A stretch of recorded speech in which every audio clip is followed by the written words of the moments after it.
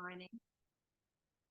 This is from June 24th, full of Saki. He who with sincerity seeks his real purpose in life is himself sought by that purpose. One may ask, what is the best way for a person to understand his life's purpose? If one follows the bent of one's own mind, if one follows the track to which one is attracted, if one follows one's own inclination, which is not satisfied with anything else, one feels there is something waiting for me, which one does not know at the time, which will bring me satisfaction. Besides, if one is intuitive and mystical, it is easier still, because then one is continually told, what is the purpose of one's life? For nature has such a perfection of wisdom.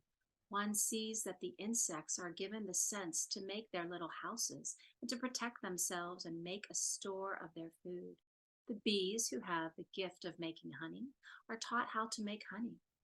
So nature has taught every soul to seek its purpose. It has made every soul for that purpose, and it is continually calling that soul to that purpose. If the soul does not hear the call and sleeps, it is not the fault of nature, which is continually calling.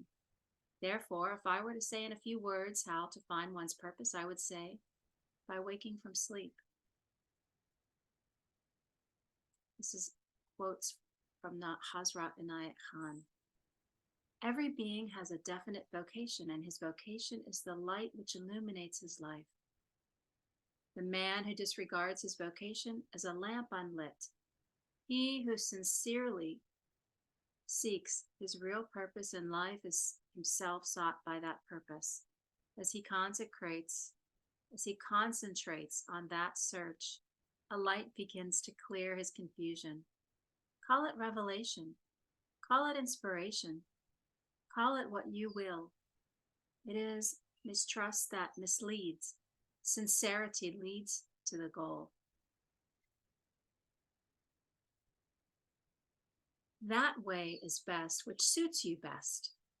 The way of one person is not for another person, although man is always inclined to accuse another person of doing wrong, believing that he himself is doing right.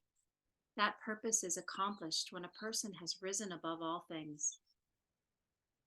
It is that person, then, who will tolerate all, who will understand all, who will assimilate all things, who will not feel disturbed by things which are not in accordance with his own nature or the way which is not his way. He will not look at them with contempt, but he will see that in the depth of every being there is a divine spark, which is trying to raise its flame toward the purpose. When a person has arrived at this stage, he has risen above the limitations of the world.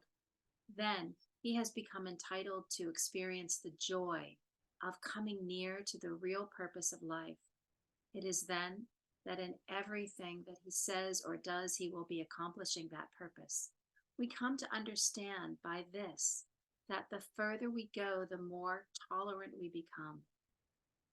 Outward things matter little. It is the inward realization which counts. However sacred duty may be, however high may be the hope of paradise, however great the happiness one may experience in the pleasures of the earth, however much satisfaction one may find in earthly treasures, the purpose of life is in rising above all these things. It is then that the soul will have no discord, no disagreement with others. It is then that the natural attitude of the soul will become tolerant and forgiving. The purpose of life is fulfilled in rising to the greatest heights and in diving to the deepest depths of life, in widening one's horizon and penetrating life in all its spheres, in losing oneself and in finding oneself in the end. In the accomplishment of the purpose of life, the purpose of creation is fulfilled. An accomplishment of the purpose of life, the purpose of creation is fulfilled.